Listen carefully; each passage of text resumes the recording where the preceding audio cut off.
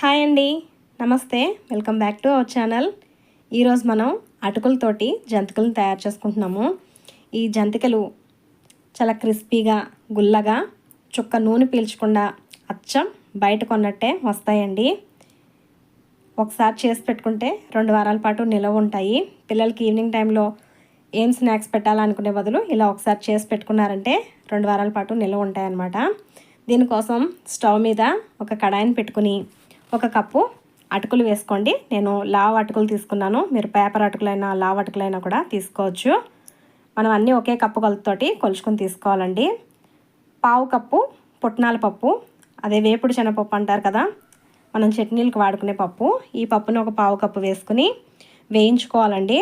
ఈ రెండింటిని అటుకులు కొంచెం క్రిస్పీగా అయ్యేంత వరకు వేయించుకోవాలండి. ఇవి మాడిపోకుండా వేయించుకోవాలి మీడియం ఫ్లేమ్లో పెట్టుకుని. చూడండి, అటుకులు మనం ఇలా చేత్తో నలిపితే ఇలా పొడి కింద అవ్వాలన్నమాట. అందాక వేయించుకుంటే సరిపోతాయండి. వీటిని స్టవ్ ఆఫ్ చేసేసుకుని ఒక ప్లేట్లోకి వేసుకుని పూర్తిగా చల్లారనివ్వండి. చల్లారిన అటుకుల్ని ఒక మిక్సీ జార్లోకి వేసుకోవాలండి. ఈ అటుకుల్లోకి 1 స్పూన్ జీలకర్ర, కొంచెం ఇంగువ వేసుకుంటున్నానండి. ఇది ఆప్షనల్ మాత్రమే, మీకు నచ్చితే వేసుకోవచ్చు, లేకపోతే లేదు.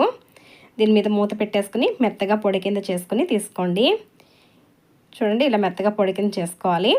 దీన్ని ఒక ప్లేట్లోకి జల్లెడ పెట్టుకుని జల్లించేసుకోండి. ఏమైనా బరకగా ఉంటే కనుక ఆ మురాన్ని కూడా మళ్ళీ ఒకసారి మిక్సీ జార్లోకి వేసుకుని గ్రైండ్ చేసుకుని ఇలాగే జల్లించుకోండి. నేను జల్లించుకుంటే ఏం బరకలేదండి. చూడండి, ఇలా లైట్గా ఉందన్నమాట. దీన్ని తీసేసుకోవాలి. ఇప్పుడు ఇదే ప్లేట్లోకి మనం ఏ కప్పుతో అయితే అటుకులు తీసుకున్నామో అదే కప్పుతోటి 2 కప్పుల వరకు బియ్యం పిండి వేసుకుని 2 మిక్స్ అయ్యేటట్టుగా కలుపుకోవాలండి ఇలాగా. ఇప్పుడు ఇందులోకి కారం వేసుకుంటున్నానండి. మీ ఇష్టం, మీ కారానికి తగ్గట్టుగా వేసుకోండి. నేనైతే 2 స్పూన్లు వేసుకున్నాను. అలాగే కొంచెం ఉప్పు 1 స్పూన్ వేసుకున్నాను. 1 స్పూన్ వాము వేసుకుంటున్నానండి. ఇలా చేత్తోటి నలిపేసుకుని వేసుకోండి.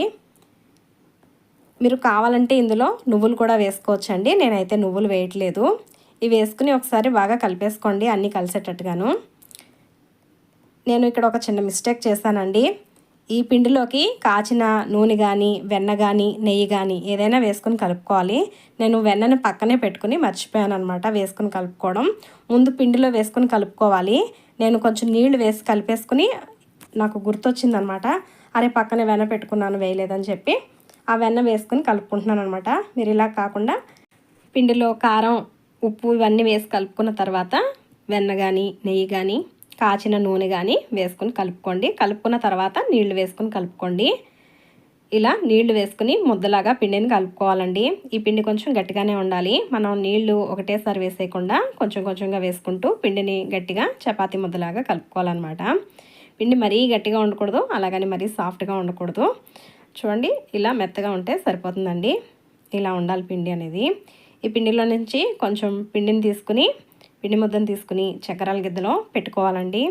నేను చక్రాల గిద్దలో స్టార్ ఉండే ప్లేట్ని తీసుకున్నాను అనమాట.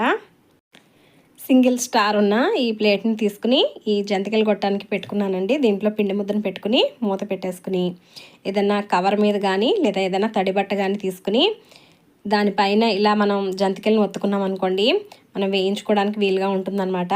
కొన్ని ఒత్తుకుని పెట్టుకుని మనం నూనెలో వేసి వేయించుకోవచ్చు. అవి వేగే లోపల మరికొన్ని ఇలాగా ఒత్తుకుని ఉంచుకోవచ్చండి. ఇలా అయితే మనకి పని తేలిగ్గా అవుతుందన్నమాట. నేను ఒక కవర్ తీసుకున్నాను. ఆ కవర్ మీద ఇలా కొన్ని ఒత్తి పెట్టుకున్నానండి. ఇలా మనం తీసుకుని ఒక్కొక్కటిగాను వేడిగా ఉన్న నూనెలో వేసుకుని వేయించుకోవాలండి. ఇవి వేయించుకోవడానికి కూడా ఇలా వెడల్పుగా ఉన్న ప్యాన్ అయితే మనకి ఒకదానికొకటి అతుక్కోకుండా వేయించుకోవడానికి వీలుగా ఉంటుందన్నమాట.